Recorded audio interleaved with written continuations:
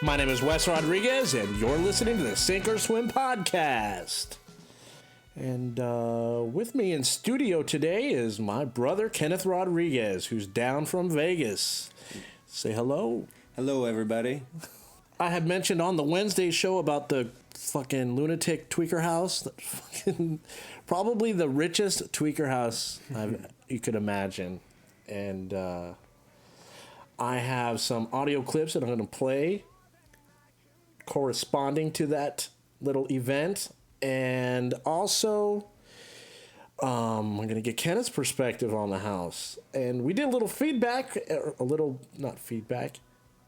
we did a little research, and we looked up the neurosurgeon who owns a house on Wikipedia. And there's some interesting factoids about him. It turns out he did surgery on some really famous people. Ray Mancini, who owns the club Mancini's in Hollywood, who is a famous boxer, fought Duk Koo Kim in November of '82. And he died as a result of the injuries to the fight. Lonnie Hammergren, the owner of this house that we're talking about, was the surgeon who operated on that guy. He's got some ghosts that haunt him, it seems like, because when you look at him up in Wikipedia, anything that has to do with his career has bad stories attached to it, like malpractice. In order to avoid the insurance that had skyrocketed because of malpractice insurance to $275,000 a year in 2009, he retired but retained his license. That's what it says. So he also worked on Roy from Sigmund and Roy after the attack from from the Tigers that they work with. And I'm not sure. It doesn't say if Roy died from that, but I believe he died. I believe there's only one left. I think it's just Sigmund. But before that, I guess the only positive thing it says on Wikipedia was he spent several years as a NASA flight surgeon. Which is interesting because a lot of the props and stuff he has on his property correspond to NASA. Like, he has, 3 replicas of the fucking space shuttle. At least. And he actually has one of the capsules that the astronauts return to Earth in. There's some famous footage of the astronauts climbing out in the middle of the ocean, and I think they almost lost it, but they found it, and they were able to pull the pilots out. Anyhow, describe how your impressions as you walked into the house, what you thought. Well, when you first walk in, nothing seems to be taken care of. That was the first thing that caught my eye. But a lot of miscellaneous stuff that goes on. There are a lot of miscellaneous items just scattered throughout the house. No real organization skills seem to be going on in there. A lot of interesting stuff. But that was the main thing that I was stuck on was I would assume somebody would be in there at least cleaning up, maintaining the items that he has on display, at least some of the nicer ones. And it just didn't seem like he cared too much about the stuff that he's been collecting and that he's really into. Well, it doesn't seem like he's really into... Well, I guess space would be one thing because you see a lot of references to the astronauts and the vessels, the space vessels. I would imagine it would cost a lot of money to have somebody just dusting in there because there isn't a foot of space that doesn't have a random item just placed on it. And I will upload a video corresponding to this house so you guys can see. It's a YouTube video of him playing the piano and then walking around his house, and it kind of captures his wild personality. What really blew me away is, this guy is connected to politics. He was elected a member of the nonpartisan Board of Regents for the Nevada's system of higher education. He also is the former 31st Lieutenant Governor of the U.S. state of Nevada and served from 95 to 99 as a member of the Republican Party. So he has connections to politics. And what's interesting to me is I listen to a lot of Adam Carolla, and he mentions Joel McHale in one of his podcasts, how he wanted to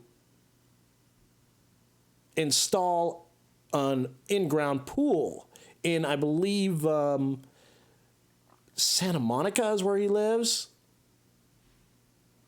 And the cost of getting the licenses and permits were unreal. It cost like a quarter of the value of his home just to get permission and then do the right construction to fit the safety codes and whatnot, and pay for all the licenses and permits. And when it comes to safety, this guy is directly connected to politics. And if anybody who had license were to walk through this house, it would be condemned. It would be shut down. From the outside, it looks like one home. Right. But after talking to my family about it, it turns out that he's bought a few homes on this cul-de-sac and connected them together. And he just mocked up the walls around it to make it look like one house. And then when you're taking this tour, you can... If he was smart, he wouldn't let anybody up onto the roof so you couldn't tell where the houses begin and end. Right. And when you cross over... He's got these just fucking Mickey Mouse, like fucking... I was scared to death to cross over that little bridge that he had going Like with he the would plexiglass. you're insane to let the public up there. If an accident happens or the foundation breaks around it, you're going to fall. We were 3 stories high on top of this house, at least. And he just the supports were just like... pieces he picked up off of a construction site, like scaffolding and racks and like clear acrylic, metal stairways, metal like rollaway stairways that you would see in a warehouse, that you would see like in a warehouse, just like in Home Depot. Right. Like that's just weld that to the fucking wall support here, and this will be one of my fucking stairways up on top of my roof. So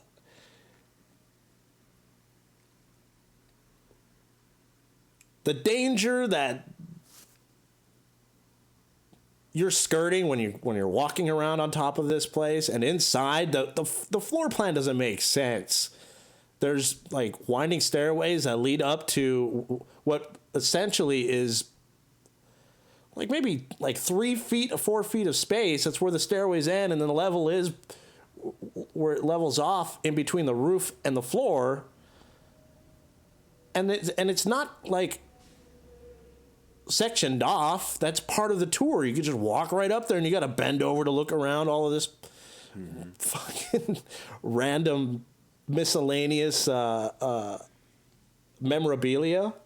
So as soon as my brother and I walked into the place, I thought it might be fun just to pick like 5 random items and then see who can find them first and see whose list gets checked off first. And I don't think either of us went through the entire list, but I picked a bonus item that would just wrap up the game. And then I picked an item that happened to have multiple pieces of the... I fucking just picked a globe, and there happened to be like 13 or 14 globes in the place. And one in every room. Just and sometimes like 4 or 5 in the room. I think I picked a horse, and then a banana, and then a globe, and then my bonus item was like an alligator or something, and that's how I won the game. Kenneth, it wasn't a real alligator though. It wasn't a dead stuffed alligator. It was a ceramic alligator that was in an aquarium. Right. So I don't really give him that one, but I guess I do because he didn't really specify if it had to be a stuffed animal or what a taxidermied My brother's animal. very competitive. Very. He also had a redneck band out there, and one of the sides of his house is set up with a stage, and with some random ass fucking stadium seats. Like, nothing matches. Nothing matches at all. He's got like 6 rows of seats, and 5 of them don't match. He somehow is able to find out where the casinos and venues get shut down, and then he was saying he doesn't buy much of the stuff. That most of it's either after a while, I'm sure people recognize the house and then eventually donated it, or they're just going to throw this stuff away. Right? Why not give it to him? If and then he just throws a bid down and he collects it. The outside of his house looks like he picked up on some old. It looks Italian or Greek, like pillars and arches and like Greek architecture. Imagine a casino wall; it would look just like a casino wall. So I don't know. My point is the guy obviously was taking drugs home with him. You'd have to be high to be putting this shit together. When you look at this house, it's fucking chaos, and it blew me away how he would allow public in there on a yearly basis. And in the video clip, it says that he doesn't have any money, and as soon as he gets money, he spends it on collectible items. And incredible and entertaining. If anybody gets the opportunity to take the tour of the Hammergren house off of Sand Hill Boulevard, take that opportunity when you're in Vegas. If you just drive by Sand Hill Boulevard, you'll see picture-worthy visions as you drive by or you drive in front of the house. Check that out if you can. And I captured a video clip, and there's audio quality to it, so I'll play the audio in the podcast, and then you guys can later check out the video. As we were walking through the house, we came back through towards the entrance. There's the Liberace stairwell, like towards the entrance of the house, and it's kind of there. I guess this would be the music themed house or room in the house. There was a tiny little mini stage set up with this adorable looking lady that in this. It looked like a club outfit, like almost like a nightgown, kind of what she was wearing, and a little crown on her head, and she looked like she was approaching like her late 70s. And she's playing this giant harp, and I thought I'd recognize the tune, and as I listened in, I realized I did recognize the tune. So I'm going to play that clip right now and see if you guys can recognize the music that she plays. Let me set up the video by saying I'm a fucking asshole because I started recording and I was chewing gum at the same time. I'm awfully close to my iPhone, so you're going to hear my disgusting smacking of my lips. And laughing. And I will be giggling at her performance. I was charmed at her music selection. As I'm sure you will if you recognize the music. You young bucks out there don't know what this classic rock is all about. But I'm going to shut my mouth and go ahead and play this clip.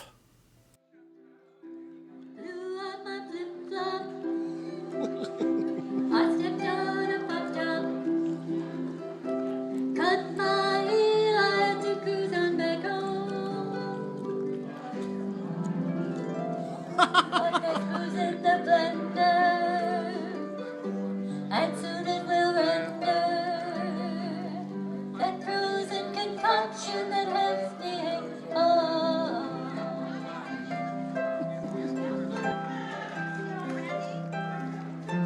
Some people claim that there's a man I could blame, and I know, yeah I know, it's my own damn fault.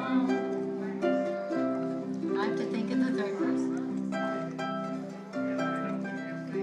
Can you sing it and talk along? Huh? Can you sing it and talk Yeah.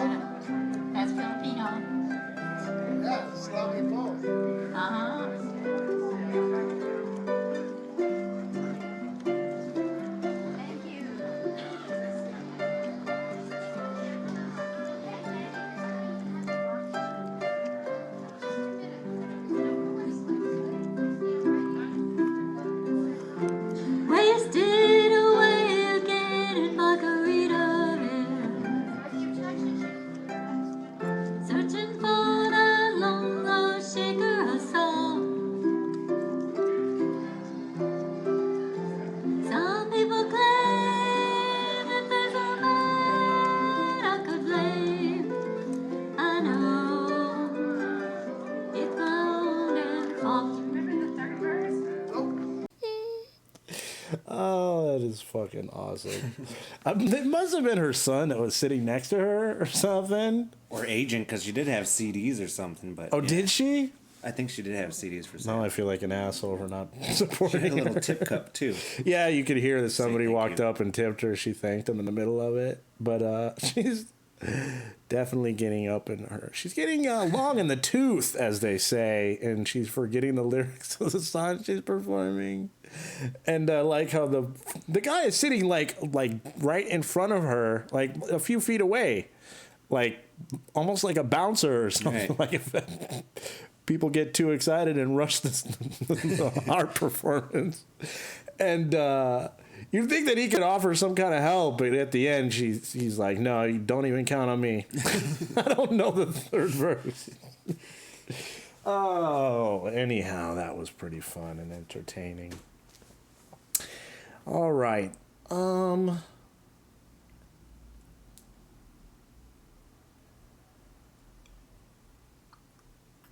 I guess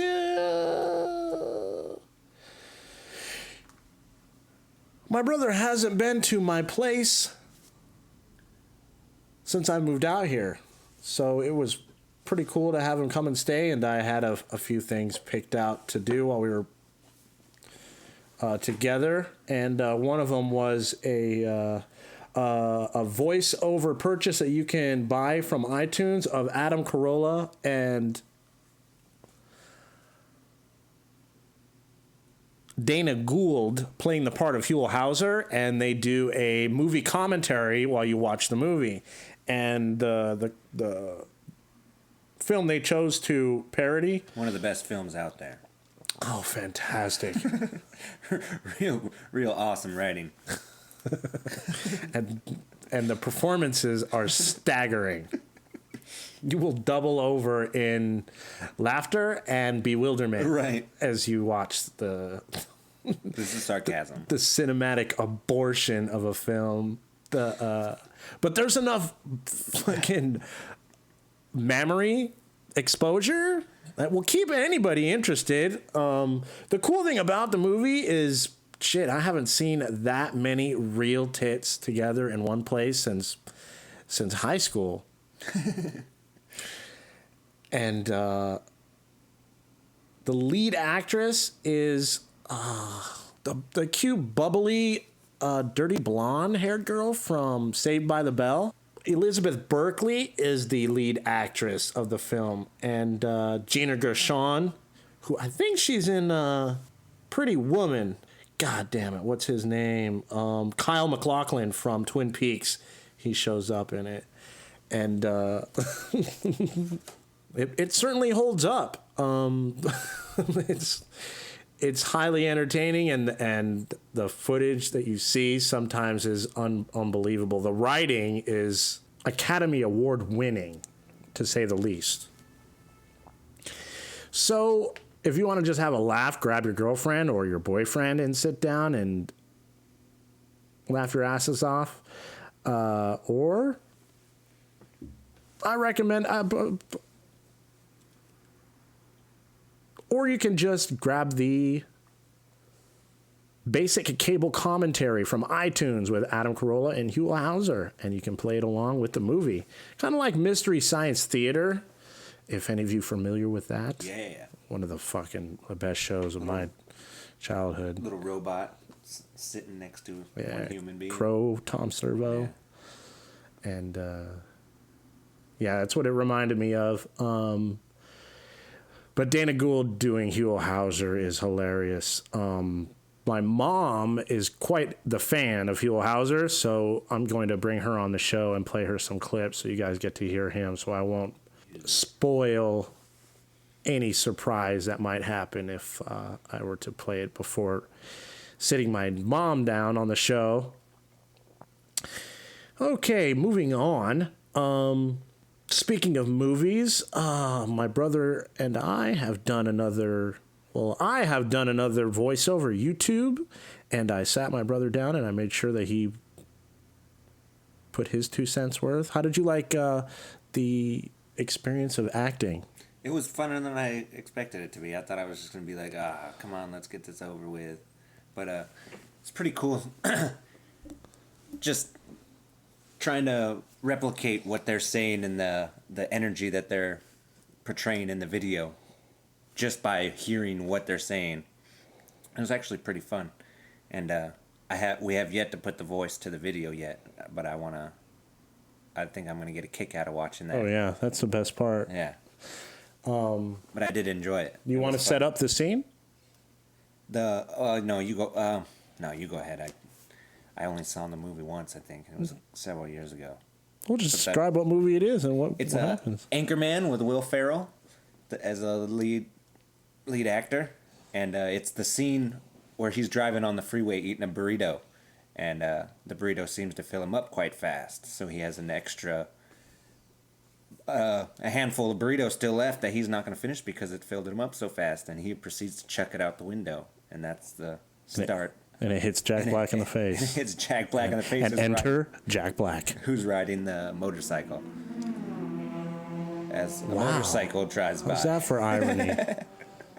There goes Jack Black. There goes Jack Black. Yes, that was not a sound effect. That was actual motorcycles riding by my apartment. Oh, excuse me. I meant the Sink or Swim Studios. All right. So, Ambrosio, will you cue the voiceover YouTube jingle? That would be my pleasure. Sink or Swim presents Voiceover YouTube Theater.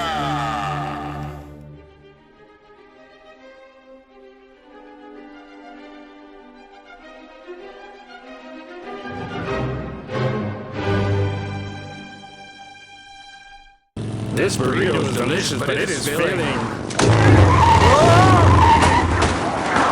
Anthony Cleopatra!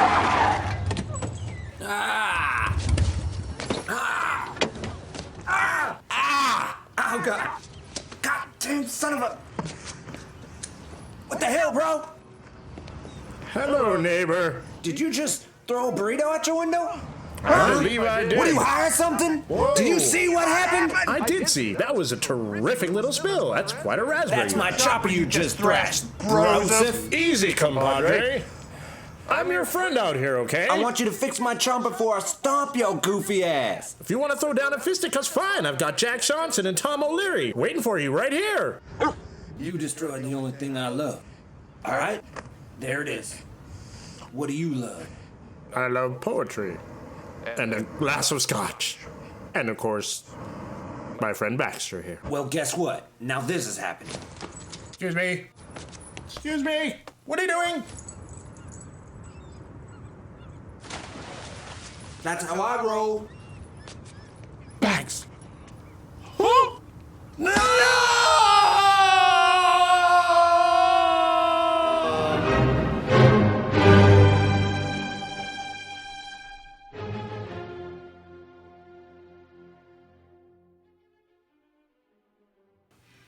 And scene. This episode of Voiceover YouTube Theater was brought to you by Lonely Heart Lotion. Go ahead. There's nobody home. Okay, and I think we'll do one more segment and wrap up the show. Oh, we have one more thing to talk about. But, well, let's fucking jump into that right now. You know what? Maybe Kenneth will tell us a story. If he's cool with that. You want to talk about getting busted in customs with marijuana? No, I never got caught. No? What happened? Mom caught me. Mom caught me, and she was taking too long because she just came back to get her cell phone. Well, do you want me to set the story up. All right. We are in a third world country. Uruguay, Minas de Corrales. Montevideo is the main city in Uruguay where the planes would drop you off. And then we lived a 4-hour drive. We stayed 4 hours drive from the main city, which was Minas de Corrales. Well, I was doing good. My mom, of course, I had nobody to talk to, and I didn't know When Spanish. you say you were doing good, like you were being a good boy? Right. Up to that point? Up to that point, because I didn't bring anything with me. Mom brought me with her and her husband. So I'm doing good. I am trying the best I can to make friends. I don't know the language, so it's hard for me to talk to anybody, but I did manage to get a girlfriend. And Cool thing about being a foreigner in a foreign country, when you're in a small village and you're a white boy that can't speak the language, you're like an exotic fruit. almost like Elvis back when he was famous. I remember riding my skateboard down the main street during their school hours, and I guess it was recess, and everybody flocked to the gate and were pointing and staring at me, and I just go skating by. But off, we're going off the topic a little bit, but and I did. That's off point. I lost my virginity to that girl out in Uruguay. You lost your virginity in Uruguay? Yeah. That's fucking awesome. When I was 16. Did she blow you? Yeah. Oh yeah. She was.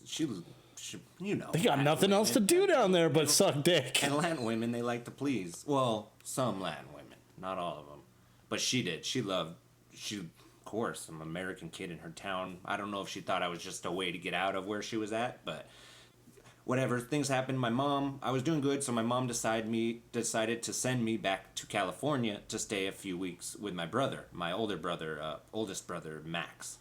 And my mom gave me a set amount of money to go over there, and of course he's a pot smoker, and so was I. And I stayed with him in his house, his apartment for I think it was 2 weeks, and we went snowboarding, this and that. Well, I had some money saved over that I don't know how I got it from Max, but I ended up purchasing marijuana from his next door neighbor where he got his. So marijuana. you're back in California. I'm back in California with Max. Okay.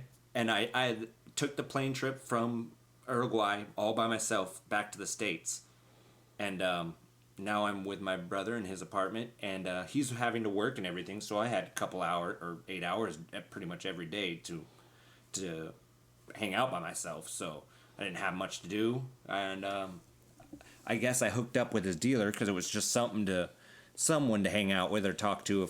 If I believe we played video games a little bit together. Okay. That's how I got to talk to him. And then I had some money, so I asked him if I could purchase some marijuana. Well, I was purchasing the marijuana so I could take it with me back to Uruguay. Because I knew out there's no way to get it, and Nobody had weed out there? no, well, I didn't know how to bring it Yeah. up and who to talk to and Right. who not to talk to. Dude, come on. Fucking thumb and the first finger together and you put it to your lips. It's the universal. Right, it's a small little town. I don't want it to get out there, so Yeah. and then get back to mom. Right. So, anyways, Can't take a shit in that town without everybody knowing what Right. color it is. So I proceeded to ask my brother's dealer if he would be able to sell me some without letting my brother know. I don't know if I told him that or if I just bought it from him, and hopefully Max didn't find out. So I got I think it was a quarter of an ounce. All right, moving on. And I packed it up all smartly in my head. I think I rolled it in some Vicks Vapor Rub and put it in. Well, I wrapped it in a bag and then wrapped the bag in Vicks Vapor Rub, wrapped it in another bag, and then I put it into some of my clothes and rolled all my clothes up into little burritos, you could say. And so everything looked uniform in my suitcase. There wasn't just one roll of pants at the bottom rolled up. So everything looked uniform. So I proceeded to get the marijuana from California back into Uruguay, no problems. First day that my mom decides to leave me in the house that we're staying at, I decide to roll up a joint. Well, she forgot, she was going to the main city, which is 4 hours away, to go do shopping for us. So I decide that's a perfect time to roll a joint and I can sit out back and smoke it. So I got my little stash and it was in a little small briefcase that I had. So I have it sit next to me outside on the back porch, just sitting there. Nobody's around, so they can't really see me. Everything's open and grassy areas and trees and stuff. And I proceed to roll up the joint. Well, she had just left 10 minutes ago. I thought I was good, but she forgot her cell phone.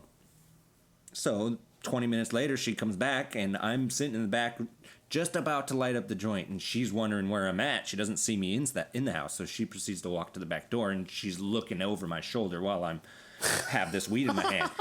She starts to nag at me, and then I'm getting nervous. I don't know what to do. She sees the weed. Right, she sees the weed that I have, and I'm rolling it, and she can't believe it, so she's yelling and what are you doing with this? Well, don't you know what could happen? And now Fred's wondering, my mother's husband, Who has a history of working for law enforcement. right, is sitting in the car. Now he's wondering what's going on with it. Why is it taking her so long just to get her cell phone? So now he pops in this situation.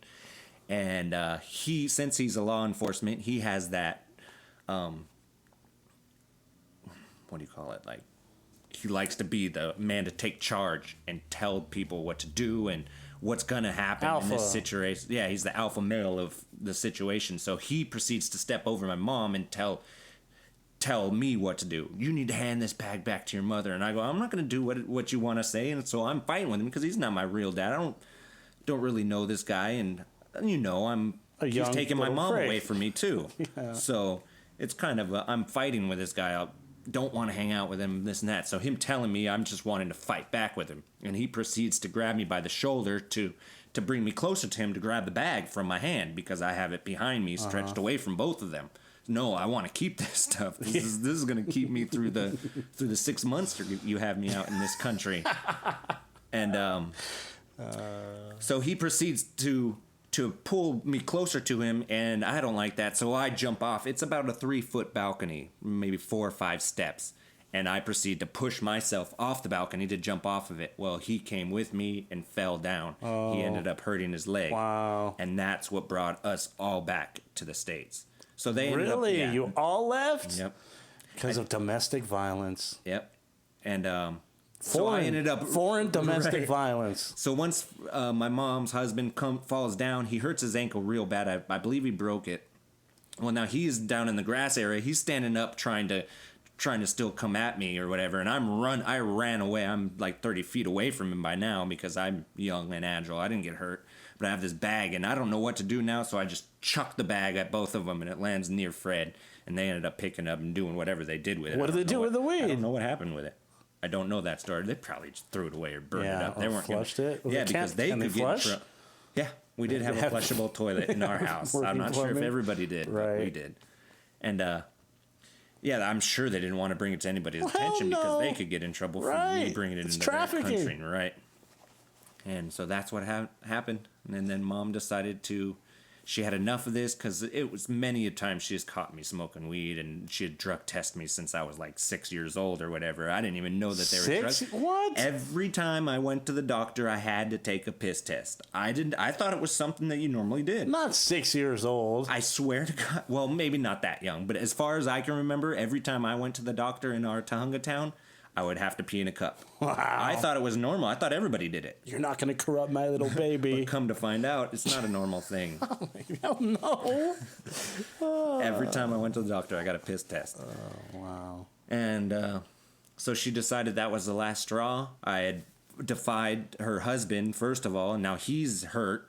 And it's another thing to do with weed, so she decided that was it. She didn't know what to do with me. She tried to find boot camps to put me in, somewhere to take me. She did not feel safe putting me in one of those places, so she called up my dad, which wasn't the best idea. I mean, it's better than going to juvenile hall or getting thrown into a boot camp, but the main thing that I relate that to is when I started living with my dad, I started ditching school. And instead of saying, you're not going to ditch school, I'm going to make sure you go to school, I'm going to talk to all your teachers and make sure you're on time, and I want them to call me if you don't come into school. Instead of saying any of that, he tells me, if you're not going to go to school, you have to get a job and start paying rent.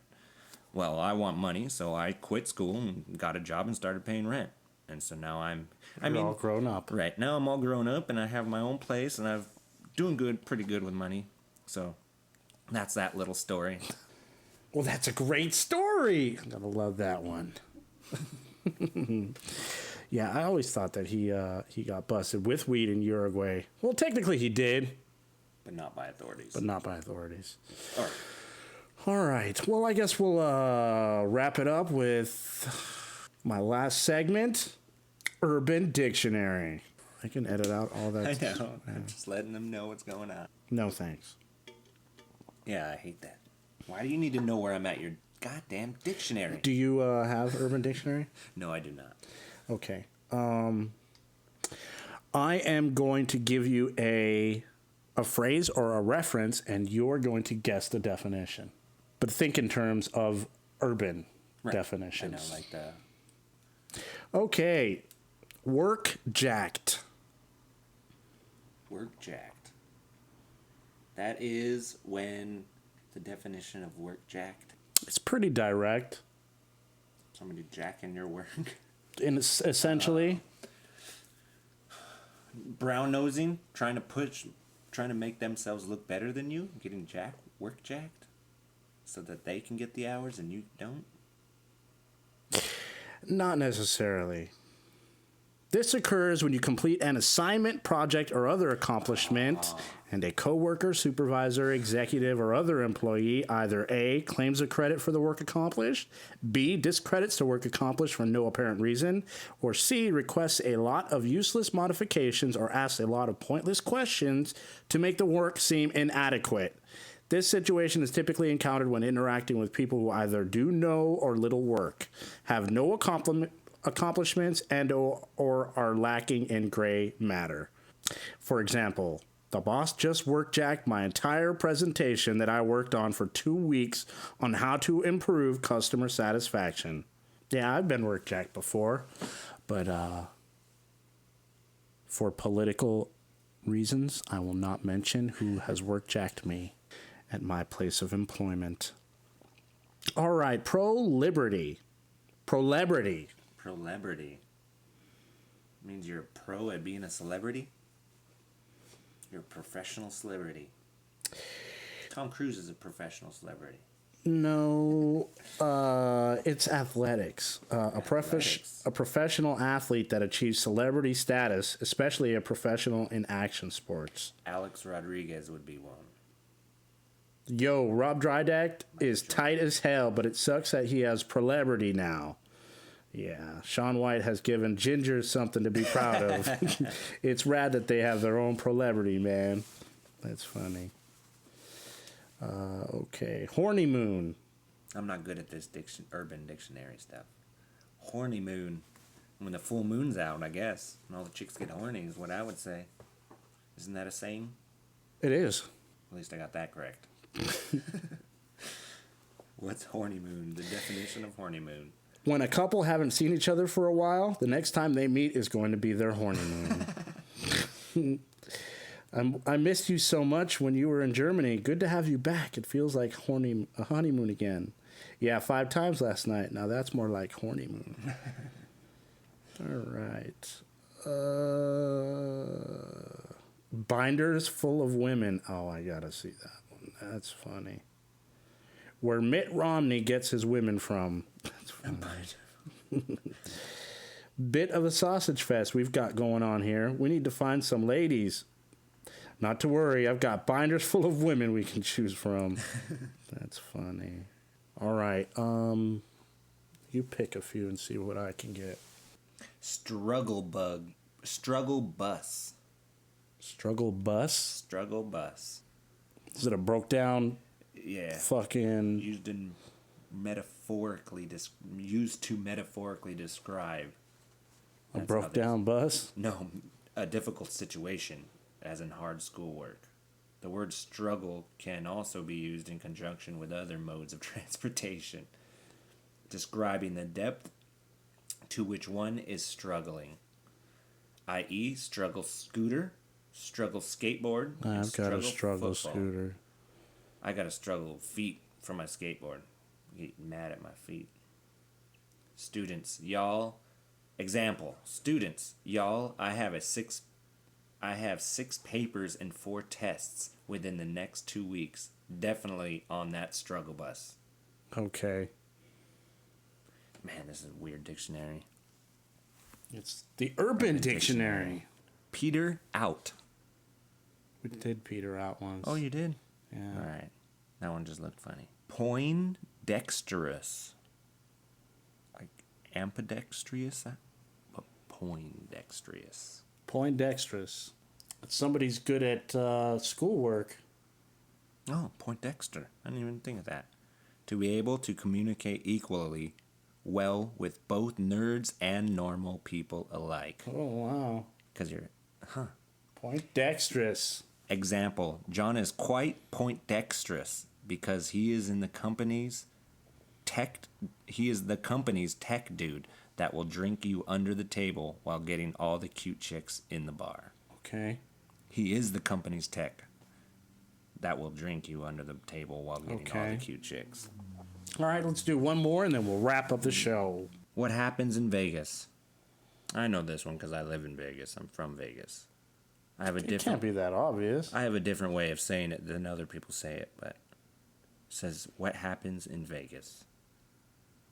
Well, everyone knows what that is, but it can't be that obvious. What is the definition? The definition is usually followed by stays in Vegas. The details, events of a weekend or short amount of time a person spent out of town are suppressed. The term would usually refer to someone going by themselves or with friends for a weekend in Las Vegas, Nevada, but you could apply it to another city, town, if the other person knew what you were referring to. Example, whoa, you twisted your pelvis while you're away. How did that happen? What happens in Vegas? All right. So now it doesn't even have to mean you were in Vegas. No. But the saying is what happens in Vegas stays in Vegas. Right. I like to say what happens in Vegas never happened. So. Okay. It's the same difference, but. Same difference. Alrighty. Well, All right, well, nice being on the podcast with you, bro. that was fun. We'll do it Yes. again sometime. We'll fucking take the studio up to Vegas and we'll throw everybody down. Yeah. And my brother Jeff and my dad on this podcast. I have a bit of news though. I have acquired an HD PVR. So I'll probably be introducing my alter identity, my Slim Shady, if you will, Major Nutsack, who is my personality on Xbox Live. And if all goes well, I'm going to see if I can get that up and running and see if I can capture that audio, and then I'll bring it to the show and maybe create a separate entity, like a third podcast, if you will. Maybe just some video clips of game footage and whatnot, and then maybe some trolling, some trash talking. Might provide some good material for my channel. So look forward to that. And with that, I will close up this show. And thank you, Kenneth Rodriguez, for sitting down Thank you, sir. and being my guest on the show. And thank you, Ambrosio, for doing the sound effects and Thank you, cues. Ambrosio. And that'll do it for this week's show. My name is Wes Rodriguez. For Kenneth Rodriguez and Ambrosio Inigo Montoya, what's your dream?